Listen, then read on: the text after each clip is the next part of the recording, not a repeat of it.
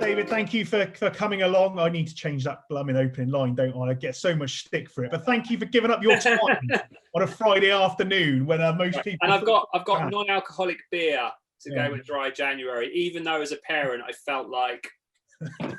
Nice. Dry January gave up on Wednesday of this week. I was just like, get the red wine out. I cannot make it. But look, thank you for doing it. And I think obviously not our usual founder that we normally get along, but I think obviously some of the things you've been doing through all of last year and what you're trying to do again this year is brilliant. So I guess I was keen to get you on as a special guest, really, just to talk through sort of your take on this weird and wonderful world, and you can share some of the advice you've got. But if I hand over to Chad, and then we can get you to talk a bit about you to start with. Yeah, absolutely. David, thanks for coming along. I think first of all, if we have like a bit of an overview of your good self, really, where have you come from, and what are you doing now, and the grumpy entrepreneur. Cool. So from Mars, do the least amount possible was the best answer, right? But no. So let me start with the grumpy entrepreneur bit first, because everyone asked me, and so my wife called me that. Like that's about 8 years ago, I had to come up with a brand thing, and literally flippantly she went, "What about the grumpy entrepreneur?" And so it stuck. So that's why it's grumpy entrepreneur. And I'm generally quite a okay guy, but I can be really quite grumpy. And I guess the grumpy bit is that you become a bit cynical with age. And where did I start? So way many centuries ago, I started off like most people at my age, home computers, got bored, wrote my first commercial game that got released by Superior Software. I think I was 11 at the time, because I literally was bored and the game didn't exist. So I thought I'll go do it myself. It was a motorbike game. Then decided I wanted to be a racing driver because tech was really boring. As when we were at school, well, you guys are younger than me, but when I was at school, you didn't say you were into tech because you got beaten up. So decided I want to be a racing driver because that was cool and that was how you got girls and stuff. And so went down that route. Had some unfortunate things happen in my life when I was 16, which kind of took me off onto a different path, but made me a bigger, stronger person. Won't bore everyone with that now, but effectively, when you've been sleeping in bus shelters at the age of 17, you suddenly get a kickstart into like, there's a bit more to life than this, what's going on. So definitely happened. By the age of 21, 22, sorry, I was in New York, living in New York in Battery Park City, across from the World Trade Center, working for a startup, which no one knew what startups were then. That was backed by Chase Manhattan, and Chase owns my apartment that I lived in Rector Place. Very early adoption stuff. So I think it was the world's or Europe's first B2B e-procurement system ever online, right? So it was really early internet stuff. Doomed for failure, right? If someone wants to ask me one day, I would tell them the tech that we used, right? We should have known better. So did that, did a couple of other little startup things. It was like, we would set top boxes and smart card readers. This is like the mid 90s, right? So no one knew about this stuff, right? It was real early adoption. Got a little bit upset that they kept going bust and I had a mortgage to pay. So thought I'd try the corporate world. Discovered really quickly, I'm not very good in corporate, because I'm a maverick and I don't do what I'm told. So then luckily, because I've had a lot of luck, one of my ex-CEOs from the Chase stuff said, there's this company in Silicon Valley in a place called Walnut Creek. And they're called Commerce One. They've just rebranded and they're doing this massive e-commerce data play with procurement and supply chain. And you should be interviewed by them. Long story short, got the gig, very early stages of Commerce One. We were at that point, I think, a year away from an IPO, coming into the dot-com bubble stuff. And the day we IPO'd on it was either the 17th or the 21st of July, 1999. And I basically got the lawyer rang me and said, have you got that paperwork that we gave you to for tomorrow when we IPO. And I was like, yeah, it's in my car somewhere. He said, well, you really need to sign it and fax it to me. I mean, we faxed things at those points.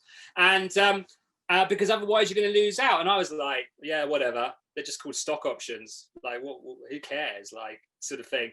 And I remember getting a phone call the day we IPO'd. I was stuck on the M40, actually, in a traffic jam. And someone rang me and said, oh, congratulations. And I was like, why? I said, well, you IPO'd for $21 a share. And I was like, oh, yeah, because my share thing was like 50 cents or something, like whatever, that paperwork. Anyway, I wasn't allowed to do anything for 6 months because we were locked in. And then I got a phone call going, oh, wow, your strike price was actually 10 cents. And we're now $986 a share. And we've split, like, and this is like a 6-month period, split like 4 or 5 times. Anyway, Commerce One went on to be the darling of the kind of .com boom, top stock in e-commerce for NASDAQ. But what goes up must certainly come down. So I was living the dream, moved to Monaco, lived in the UK in my hometown of Banbury, keep your roots, living in Silicon Valley, drove a Ferrari, crashed a Ferrari, was a bit of a twat. And luckily I still have some friends from that twat era who are real. And then that was it. And so I believed that it was going to keep going up, right? And I didn't get that it comes down. Bubble burst. I got fed up of traveling a lot. Commerce One went chapter 11 by, I don't know, 2003 or whatever it was. But, by that point, didn't really care. And went bust, went personally bankrupt as well, which was like being back in the bus shelter, only 11 years older. And started again, which was brilliant, and it was very humbling, and ended up in the public sector because I thought I could make a change in the world. So I was involved with Serco, NHS. I actually built a business out of the NHS. Did all that stuff, did some investments, found out I was really rubbish at some investments. And like everyone, you learn along the way, right? And then at some point you have to kind of really grow up. I don't think I've truly grown up, but you have to grow up a little bit. So, not like other people left being a father and a husband until quite late. And, today find myself invested in a ton of businesses, have shareholdings in a lot of businesses that I don't even know or remember half the time because there's nothing ever going to happen with them. But, chairman of a couple of boards who I'm very proud of, and very proud of the businesses and the teams in them. And I've been there from one in particular that I'm very proud of, eFundamentals, that was because I did a talk and we went to the pub, and that's how I ended up chairman. So there you go. But John Maltman, who's the CEO, founder, extremely proud of him and the business, and I told him to go sell something, and he did. And now we're expanded into the US, and it's all going great. Involved with young CEOs like Elliot at the Bunch, who, I recognize a lot of myself in him, but he's actually better than I was. So that's looking good for him. And he's not as crazy either, which is definitely a positive. And so, this is where I am. And, I ended up, a lot of this is deja vu. So, I see a lot of stuff that I've seen multiple times, but with different experience and with different eyes on it. And I guess as you get older, it's true, you do actually become a bit more oracle-like about things. But, I'm still learning. Still got a long way to go. I want to be like 80 something and, go into some event where everyone's like 20 and really cool, and stand on stage and be the grumpy entrepreneur who's properly grumpy by that point. And that is a pretty cool life story to have, isn't it? Really, it's pretty impressive. One of the first things, because there's 2 sides to this, I suppose. One part I think we really want to focus on is the people that are in that startup scale up. I think you've got loads of really good information and knowledge to share there. But just from the other side of it, I think one of the things Chad and I spend a lot of time speaking with people that are kind of CTOs, CEOs, and senior directors that almost want to make that step into because I know you do a lot of sort of NED work, and obviously the chairman, you bring on board NEDs as well. So what would your advice be for somebody wanting to make that jump? Because that's kind of the holy grail for a lot of people, is kind of go, I want my first NED gig. And what it's cracked up to be. What's your take? No, it's actually crap at times. So I remember being that way. So I remember after Commerce One, and it's really interesting, I remember even at Commerce One, because I was kind of like, I was the boy in Commerce One, right? So I got away with murder, frankly, but I I was never one to kind of go, oh, I want to be a director and whatever at that point, because I loved the tech we did, and I loved being part of this whole wear different hats, and actually you're not stuck into one area. But I remember after Commerce One, because I believed my own hype a little bit as well, in the my first gig, I inherited a CRM consultancy business in Brussels called Convey, and I was made the CEO, right, for a very good friend of mine who gave me direction, and I completely ignored him on it. And I remember thinking, yeah, I really want to be a CEO of a business, and this was a business doing turnover and that. And I soon realised that actually it's fraught with politics, you know, an agenda from some lunatic who was the ex-CEO and all that stuff, and actually wasn't that enjoyable, if I'm honest, and a ton of risk with it. And then over, you know, and during the last 20 years, yeah, blimey, the last 20 years, just realised I'm really old. So the last 20 years of being a director, it is, you know, I think it's really easy to become one sometimes, like with a startup, right? And then people don't understand the rules that you're meant to adhere to with them. So I would definitely go read those, anyone who's, you know, going to think of doing it. But there's also this, you carry quite a lot of weight on your, well, I do, on your shoulders. So I take it really quite personally about looking after shareholders, looking after staff. That at times people think it's always rosy. When it's not rosy and the board can't talk about it, that ain't a nice place to be, right? And so, you know, that part of it, I definitely stresses me out. I'm not one of these that can walk away and go, oh, well, it's not my issue, sort of thing. I think people with NED roles, there is, you know, the last 5-6 years, there's been this real like, yeah, I just want loads of non-exec gigs. Personally, I think it's really hard to manage the time, because some businesses will take more of your time, but not in a unified way. So it's kind of like 1 month, you may spend hours and hours and days on one business, because that's what you should do, right? Not go, well, I only bill you one day, so I'm only spending 8 hours and time on this. That's bullshit, right? What you should do is spend what it takes to help the board, the founder, whatever it is, sort of thing. So that's quite annoying. And then the other side of it is that, you know, you've got to, I mean, I kind of get involved with lots of different businesses in different areas, but, you know, you should know what you're good at. So I see a lot of NEDs and advisors, and I'm like, yeah, not really sure you're a good fit. Certainly when I invest, you know, they're either there as a beauty parade thing, which like, and anyone who's investing will know this, they get a deck and they go, first thing they do is check whether the people actually do work on the business and aren't there because they've got a name and they, you know, they work for some blue chip company that, you know, apparently is important. But there's elements of that. And I think if you want to become a NED or even just take a director's role, you know, it's the young, I'll rephrase that, less experienced directors I meet who don't realize what trading insolvent is, for example, right? So I meet a load of companies that go, we've got cash flow issues, they're not getting paid by, you know, invoices being paid, etc. I look at their finances and go, well, you're trading insolvent. So, yeah, that's against the law, right? You're meant to declare it. It doesn't matter if it's a Sunday morning. I've had it with my own business where the FD rang me up and said, technically you're trading insolvent today, sort it out. Which is quite a scary thing, because the onslaught of that is pretty significant, right, as a director, and personal liability and all that stuff. So there's a lot that don't understand that. And I think then the ones who do it because it's, you know, it seems cool to do, you know, they like it when it's good. But then as I found out during lockdown, when I've helped all these businesses last year, you'd be amazed the amount of boards that suddenly disbanded because it got a bit rocky out there, right? And they didn't want the hassle, and oh, I don't want my name attached to this business. And I'm like, wow, okay, but you're okay billing them for monthly. And then when the going gets tough, you know, off you go, sort of thing. And I really felt for some founders, actually. In fact, I felt for, you know, I had a lot of phone calls where founders were ringing me, and they've got like, I go on their website and there was like 7 advisors to their business and then like a board. And I'm like, why are you calling me? Like, it's like, you've got like all this you pay for.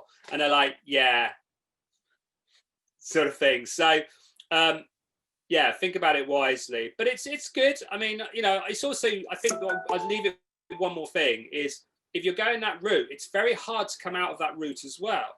I have so to get into it, you can have kind of loads of different opportunities to take. But once you're kind of up there, it's like becoming chairman. You kind of get labelled as a chairman, right? And you go, well, actually, I quite fancy a gig doing that. Nah, it's very hard to do. And you guys will know, right? It's like, you know, your question why someone who was at a senior level doing something suddenly wants to come and do maybe something that's considered lower in the food chain. My view is sometimes people hate being the director and actually just want to do something they enjoy again. I've had moments of that in myself. You know, I've gone, actually, I wouldn't mind being that program manager again because it was fun. So what makes a good Ned then? You know, what, because you must have, like, you've mentioned, oh God, the horror stories that you've seen, but you must have bumped into a few that were really the finished article. Is there? Can you put a thumb on it in terms of what? So I think the best Neds, you know, I look at one of my boards. I've got a Ned on one of the boards, and in fact, we use Ned. I'm just going to use director, right? Because they're all, as far as Companies House is concerned, they're directors. So, and I've got one who, you know, he's not operationally involved in the business, right? But he's constantly thinking about what he can do to help. You know, to the point he'll poke his nose in. I actually quite like the fact, I don't think everyone else maybe likes the fact he pokes his nose in sometimes. However, he puts his nose in. He did it on a positive note. And so it's like, you know, and sometimes I've had it myself as a Ned. You kind of go, why is my phone not ringing? Why do they not want my help? Right. So you do your monthly board and you'll do like an advisory thing and whatever, if you're still helping on that level. But you're like, why? Like, I feel redundant. But that's, you know, things are going okay, you hope. But I think the best Neds I meet are when it's not getting tough, when it's going to get tough. And they're like, right, here's my experience. You need to be doing this, need to be doing this. And even though you don't want to hear it, tough, that's what you need to be doing. And you can go to a room full of 100 Neds, right? A bit like you could with 100 project managers, and you will see 10 that you go, they've got it. They've got something in them. And usually their CV speaks volumes because they're typically, you know, the ones I see are, they've been in the big corporate world and offer some value for that growth stage of the business at a certain point. Or they've done startups themselves, right? And they've put their money where their mouth is and they've done all that great stuff. And they've been there and it's in their space. So they go like, well, you know, it's telecom, so therefore they know that very well. And you can see, because, you know, they're not done 6 months or a year, it's, you know, a few years. And there is a time when you have to change that stuff around, right, as a business grows. But you can definitely spot them. And I think there's a transition thing as well. If you're coming from, because I've seen a lot of corporate people go, wow, the grass is really green in startup world. Or come out of Google and go, yay, I've done Google. I've earned so much money.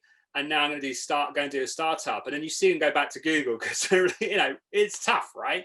And as I say to people, like, you know, why would you go and not pay yourself for several years and stuff like that? So I think there's a learning there as well for people coming out of corporate who think, oh, you know, I see a lot of automotive corporate people trying to get into the mobility space at the moment. And, you know, they're coming from the likes of BMW and Volkswagen, and they're getting good, solid salaries that for 10 years and, you know, all the deal that goes with it. And they want a bit of freedom. And they go into a startup and you can just see them going, oh, my God.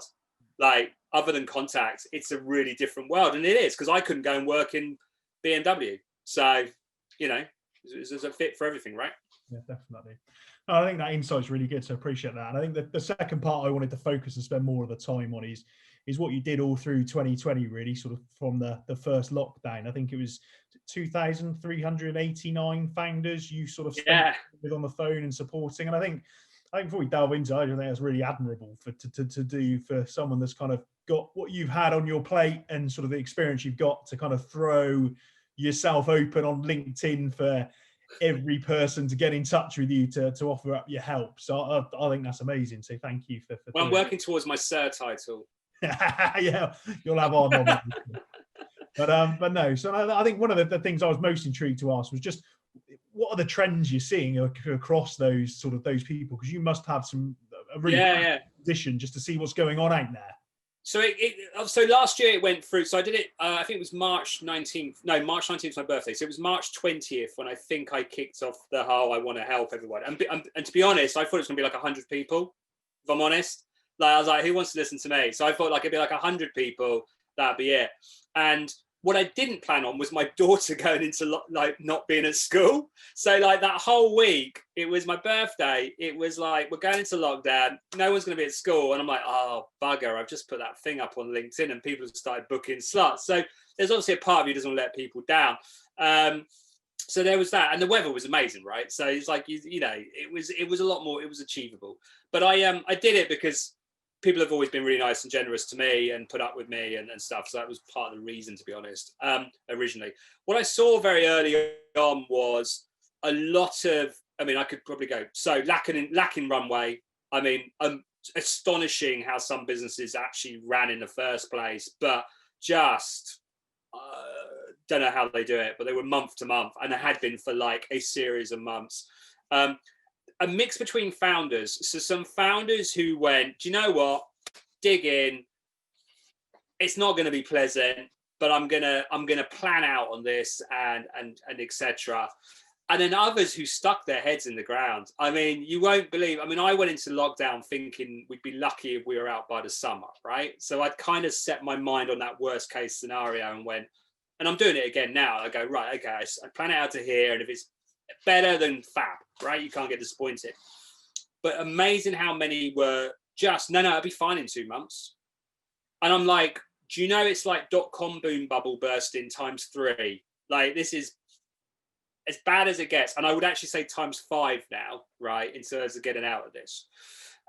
So a lot like that. A lot that had realized that they didn't communicate with their shareholders very well. And they might have wanted to because money stopped, right? So the seed cash, it pretty much stopped. I mean, I think a lot of angels got burned. The VCs were busy looking after their own portfolios because they got somewhere that got burned, and then they got good stuff that they just go, right, pile the money in there. So you saw that up until probably June, July time, I reckon. And then usually, you know, the money world is quite quiet during the summer, right? But no one could go on holidays. So they're all stuck doing stuff.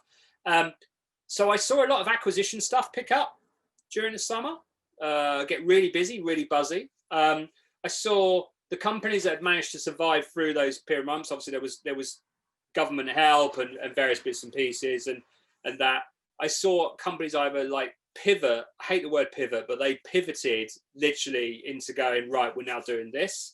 There was a lot of companies I spoke to where, you know, I had to say to them, you need to cut your spend down, your burn rate. And they're like, well, I've done it to this one. No, you need to keep going and keep going and keep going. So there was some really positive stuff came out as well. I think where they probably a lot have got caught is coming into the end of last year. I honestly think people thought, that's it, it's all done now, right? I know I didn't. And we've come into January pretty hard, right? I mean, I would argue it's harder than last March in many ways. And it's been a real like boom. And I think what I'm seeing, and I've spoke to some recently, obviously, is there's less panic than there was last year, because it was definitely panic. But there's a lot going, do I just go home? Like sort of thing. You know, I'm reading some even shareholder reports on some businesses, and I'm going, nah, probably not going to get through this, right? Then other stuff I go, you know, then I saw other things where businesses I'm involved with, some of the businesses I'm involved with, where because e-commerce took off last year, we rallied, right? And then we grew as a business as well. You know, we reinvented ourselves internally on a lot of stuff as well. We took the time and used it wisely. So I think that could happen again. I think if I was any business right now watching this, I would be trying to look at my runway into 22. I would assume that the first quarter of this year is going to dictate the rest of the year. And I know no one wants to hear this. I actually think it's going to be tougher than last year. I actually think this is a long haul. Once we get through the first phase of long haul, we've then got to do the rest of the long haul. You know, it's like flying to Australia. So like, you know, we're going to be in Abu Dhabi soon. But do you know what I mean? It's like, it's going to be tough. That was the bit I was intrigued to ask you on, because I know when I was trying to twist your arm to do this, you kind of said to me, "Oh, Happy New Year," and I think this year is going to be more challenging for me as last year. And I was sat there all positive, January. Yeah, that's grumpy. David, my bubble, and just I'm not even back at work yet. But I guess what's your take, and what do you think? I mean, if you think of the startups you're working with and the ones you're kind of going to be speaking to, what are some of the things then if you kind of they need to be thinking about? And I guess what are some of the questions they need to be asking? You said about looking at runway into 2022, and I guess I think startups rely on investment, don't they? And I guess how should they be looking at that? What's your take on that? And just on the investment thing, I actually don't know what to expect. Right. So I feel very unknown about investment at the moment. Like, I don't know, the VCs have had a good period of time. I know they're more active on the later stage stuff. Right. Do I know how hard Series A is going to be? I think good companies, companies that have got good sales pipeline and are actually selling, they're in a good space, and are not being stupid about valuation and all that usual stuff. I think seed investment, I spoke to a company this morning. I honestly think the basics come back into play. So the hype machine that we've had since probably 2012, where all the noise, I think some of that dies off. I think it's been going gradually, and I think it will go. And I think like investors like myself will go, right, so who's the team behind this? Like, have you got all the ticks in the boxes? Who can actually draw this business forward? By the way, how much you spending? What's your cost? All the stuff we should be looking at. There'll be a few that are still hypey, but I think the fundamentals are coming back into play massively. And so the investment side, kind of concerns me. I would be getting runway as long as you can, because I even businesses last year when we were talking about 22 having runway out to 22 or the end of 21, I'm still going, oh, that feels risky. I'm all about risk, and it feels risky. I think looking at looking at things like who's around the business, right? Who's going to roll their sleeves up? Don't have dead weight on the business. I think bear in mind that technology, if you're a company that's reliant on developers and software builds and all that stuff, that's going upwards. I mean, you guys must have seen it, right? There's a reason why it's all going up, right? So it's all becoming very expensive to hire people in that space. And by a considerable amount. So I would be factoring that in, and selling. I mean, just, I still speak to companies like, well, we're going to do this and get to market then. I'm like, just sell something. Like, stop messing around. No one cares about all this other stuff. Like, unless you can prove you can sell it, then investors are probably going to sit there and go, well, yeah, I'll give you some cash, but it's going to be like 40% of the valuation you want. And I think this is the other important point is don't get hooked. I know I say it a lot anyway, but don't get hooked up on valuation, right? If you're a smart founder and you're going to build a good business, then take the hit now. You can build it back up when the business becomes successful, probably in your Series B, yeah? Because at that point, you're the one who's holding everything going, look, the business is heading in the right direction. So therefore, I need some more stock back on my side and things like that. So I think, companies who go now, well, I know I'm not getting the valuation I want right now. You're being silly, you're being naive. And I say that not as an investor, I say that as someone who wants them to succeed. So I think there's things like that.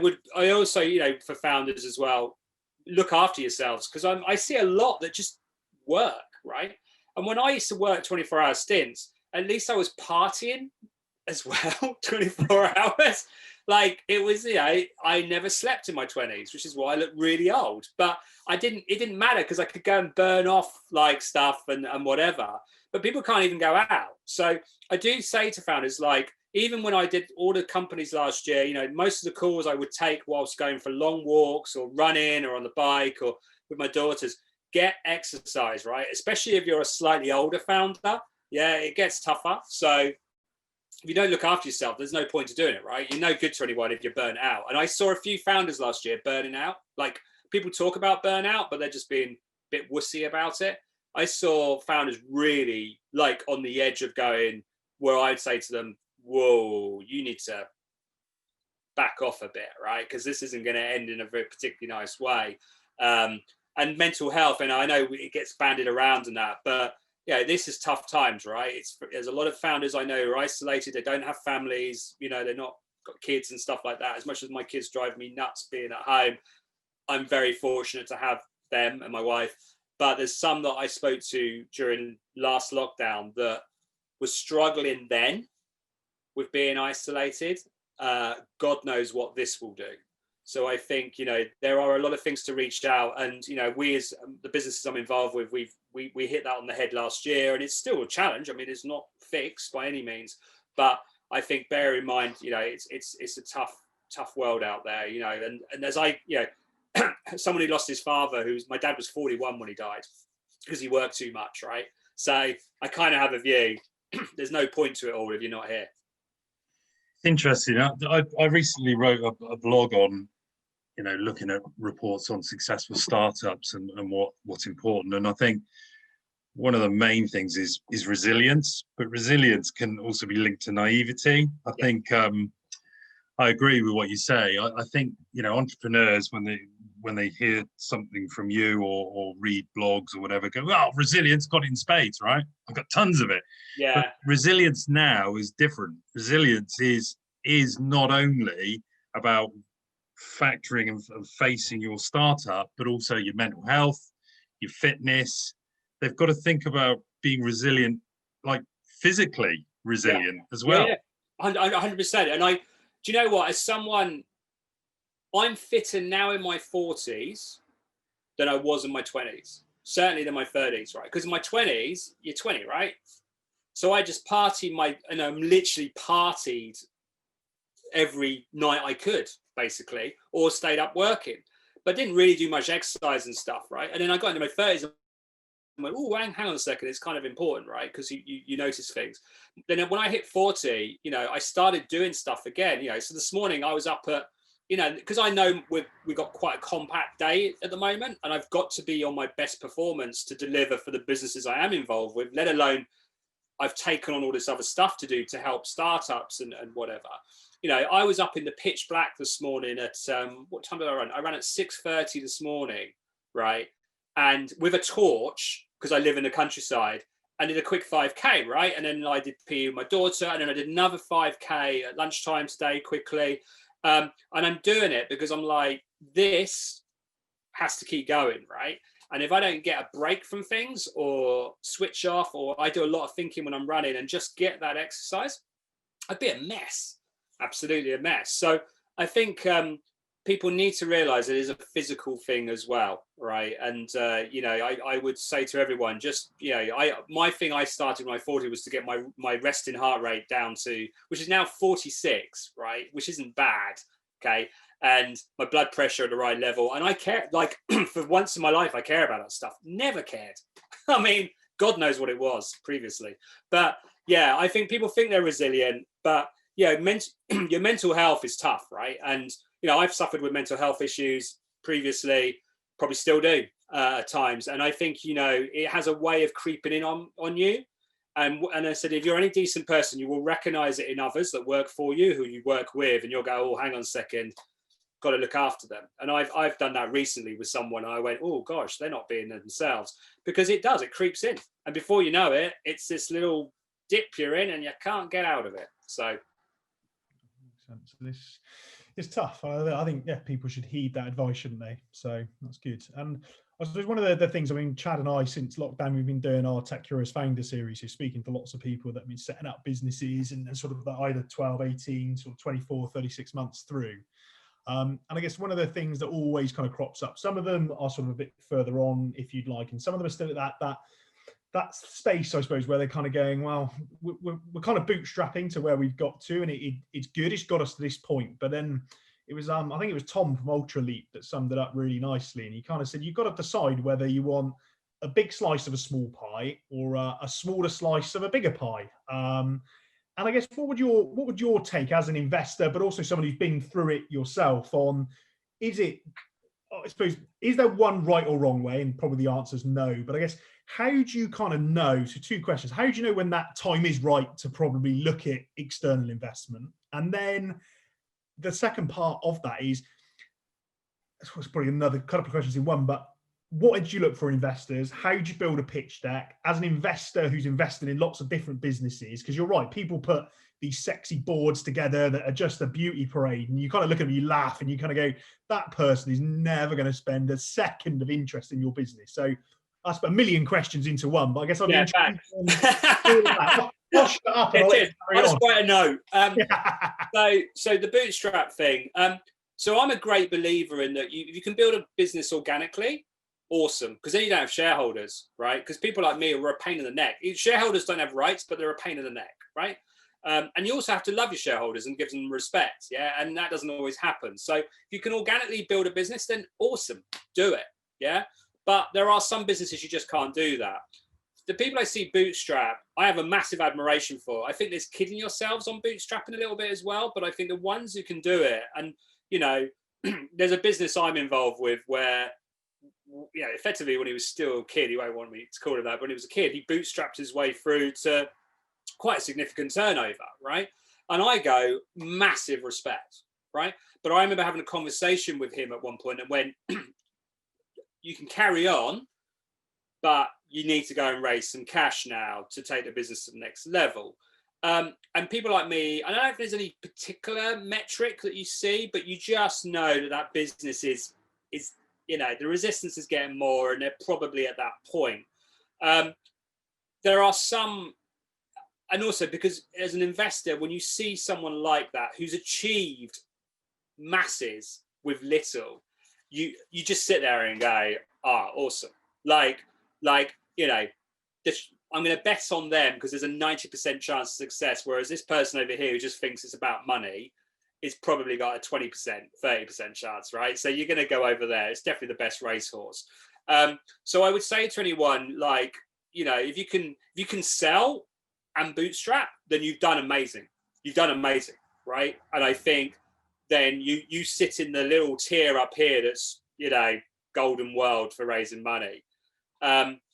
I think also, you know, I spoke to a company this morning where they were doing sweat equity, all the developers and that on the business, and the guy's now got to raise some money. And it's a real frustration because in one way they've achieved a hell of a lot, but they haven't sold anything. So my immediate wing was, well, what have you sold? Not sold anything. Right. Okay. So how can you get to that deal? Well, we need this. But we need the money. Well, you don't necessarily need the money, right? You need to do a deal. And I think where some people get it, they kind of take the deal as being, well, it's that end point. I'm like, yeah, but there's loads of steps in between, right? There's a letter of intent. There's actually, you've got to use the horrible word hustle, but you have to hustle a bit and drive the deal so then go to investors and go, by the way, I can close this deal off the back of the money you give me because it allows me to X, Y, Z. So I think there's an element of that as well. What were the other questions? It was about investment decks and stuff. Yeah, no, we'll see. And I suppose it was kind of the second one was to flow from where you are is if you are going out to market as a startup to kind of go and find an investment, what should you be looking for an investor? And then, the next one was then what does it, from an investor's perspective, a slide deck? Yeah, so I think, look, my biggest advice, and I'm still seeing it, and it's a certain type of founder that does this. They're still being really lazy at raising money, like really lazy. They think they're not being lazy, right? But they're being lazy. Like they frankly shouldn't bother. So I'm seeing who just blanket email on LinkedIn, right? Blanket LinkedIn, right? And it's like, we know. Like, and it's like, you want me to spend some time looking at your stuff, but you've just copy and pasted to me. I mean, woe behold if you get my name wrong because you copy and pasted. The other one is, and I am the guy who replies, go, I think this was someone else. Just because I can. The other stuff as well is like, you know, if you don't sum up in your email what you want, I'm not good at guessing. I probably know what you want, but it's really boring that I actually have to go and then feed the information out of you, right? It's not me who's like, I'm not doing you, you're not doing me a favor sort of thing. It's the other way around, right? So there's a bit of that. The other one as well, which drives me, I don't see it too often, but it's a definite no, is blanket email with a calendar invite thing link. You can get some time in my diary. Well, there's a thing called, so, that just like, what are you doing sort of thing. And then the next step is that if you do look at the deck, I want it to be about what I get as a shareholder, not about what you want, right? So like, just give me the page at the top that sort of sums up what the deal is. So, I mean, God knows how many decks I get with no valuation. I'm like, what is it? Because you're trying to figure out what it is. I mean, it's just, you know, whoever's giving that advice, you're giving them the wrong bloody advice, right? Because it's crap, because they lose people immediately because it says they don't know what they're doing. So there's an element of that. And I guess what I look for in those things, and I think also learn to pitch really well on video, right? So you can't stand on stage anymore and go, yeah, check me out, right? And then you got the shy person who comes in, probably the better business, by the way, the shy person, right? And the other one's just really good on stage, sort of thing. But then you realize it's shit business. But there is, you're now on video, so we're all on a kind of equal ground a little bit, yeah. So I think I've seen some people pitch, like, take it seriously. Sort of like, you know, think about everything. Think about your backdrop, he says, with a crap backdrop. But think about, like, doing it really well, put your company behind you, whatever, and really, really get it spot on. Because I think you've got less time with video pitching than you have sending a deck out, right? I think there was a couple of minute rule on decks going out. I think with video, because there's so much content at the moment, you've literally got, like, maybe it's 30 seconds, 60 seconds to go, boom, straight in there. And not about how great you are, because you're not that great, you're not as good as us, right? So, but, you know, this is not the deal of the century. Just in with, I've sold this, I've done this, I've put my own money. And this, by the way, is really important. I love founders that have risked their own money. The ones that come to me and go, do you know what? Not that, oh, I haven't paid myself. I don't. If the business does well, you're going to get your money. I don't give a crap about that. What I care about is when someone goes, I had a credit card with $5,000 on it and I maxed it out. I'm like, that's a big deal to you. Massive, massive respect to you for doing that. So those guys, yeah, they jump up. Those guys and girls jump up the list. And I think also, yeah, people are still talking about exits in 3 years. Really? I mean, it's tough out there. Yeah, you might want to extend that out. But I think, you know, the 12-month plan being nailed down and not skirting the financials. I think the financials are really important, actually, at the moment. And I see a few that are trying to skirt around. And I'm like, nah, you need to really think about it. But, and what do I look for? So, you know, as an investor, if you're just an investor, you're still involved for a number of years, right?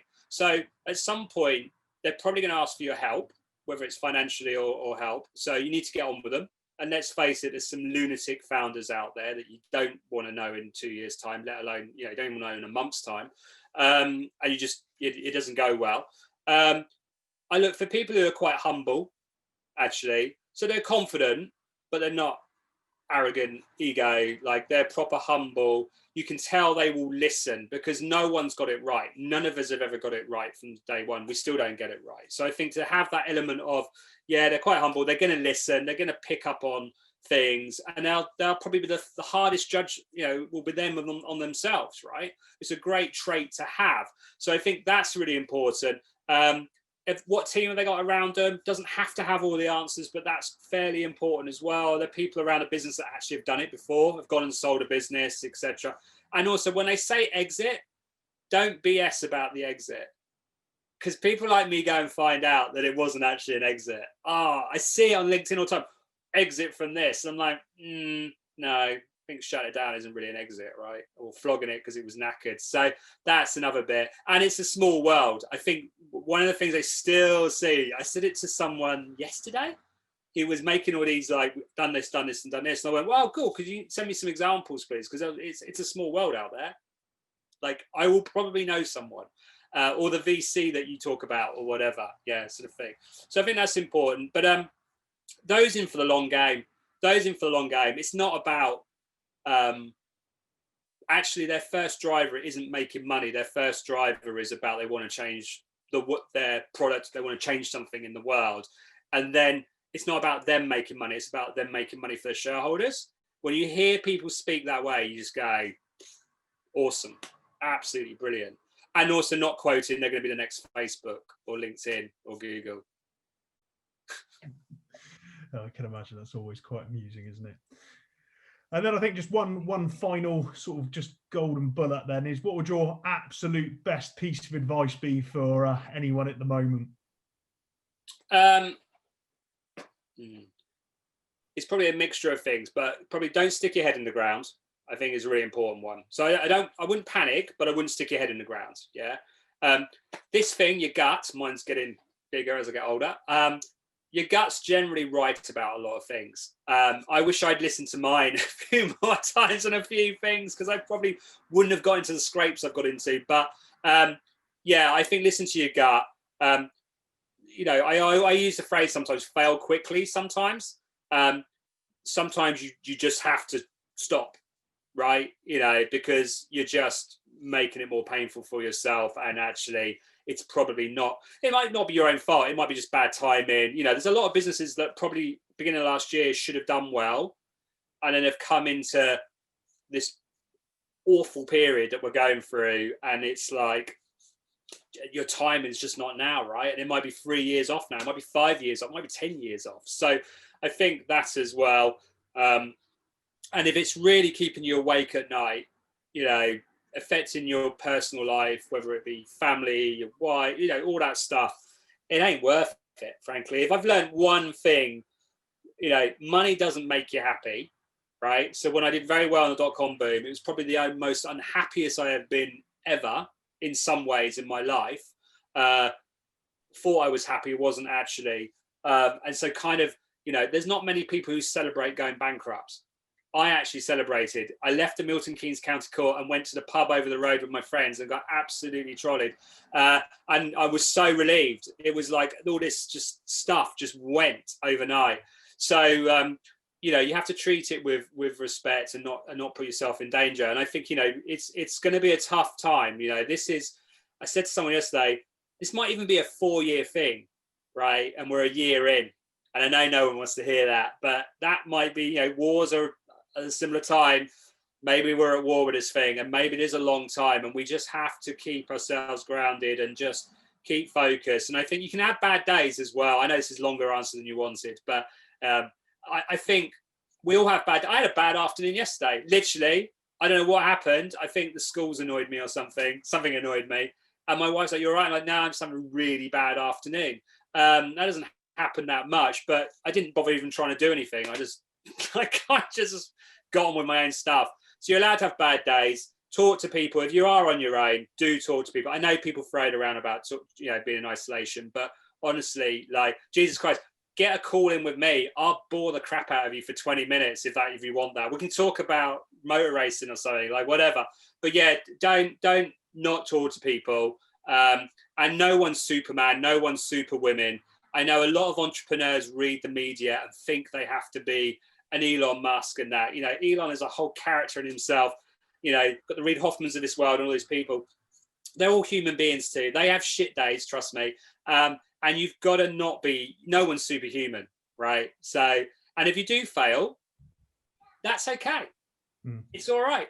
It's all right to fail. Guess what, in the world, we can fail, but take the lessons, get back up, go do it again. Find your timing, right? None of us have done it perfect every time. Anyone who says they have, talking crap again. So don't be so tough. And I do feel for a lot of founders these days. I think when I was back in my 20s, it was a lot easier in a way, because no one talked about startups really until the late 90s. And no one, like when I used to go to the pub, everyone thought I was a lunatic working for these startups and like it was all going to crack. Like there was no pressure. And I've seen that pressure build. And there's almost like this Z celeb thing with startups. And I really feel for some people, because I'm like, you know, it's all a load of crap, right? So, because if you're not you and you're not happy, frankly, irrelevant. It's a short walk to be on. So yeah, there's my top tips from Grumpy Me. Brilliant.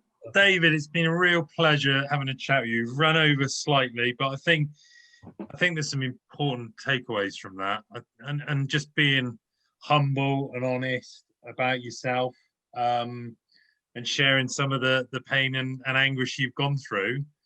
I like the whole money isn't the be all and end all. The happiness supersedes that. I always use this one. When I had I bought a Golf GTI from a Chinese takeaway delivery man when I lived in King Sutton for 250 quid, right? I think I was 21 at the time. That car, I loved that car, got stolen. I was really gutted, right? when I was 24, 25, I bought my first Ferrari, and all I'd ever wanted was I posters of Ferraris and whatever, and I had all these other great cars, but I wanted a Ferrari. I remember the day picking up the Ferrari, which I bought, by the way, hungover. I'd been to Burger King, and I took my mate there because I said I could buy a Ferrari. It was a great experience, but I'll tell you this. Rock and roll. The Golf, the little £200 Golf, I enjoyed more and got more out of it than the Ferrari. It was just like, I thought if you did these things, it would make you feel great in yourself, right? What I found was, yeah, it's all right. It's cool. It was a cool car. I crashed the car, but it was cool. However, I got loads of abuse for it as well. But actually, I got more in here in reward with the £200 Golf. So it doesn't always, material things, and I was very materialistic in my 20s, and I realized actually you can be yourself without it all. Actually, just make it easier, but you can get there anyway. Brilliant. David, thank you so much. Great speaking to you guys. Have a lovely weekend. Yeah, take care. Good time.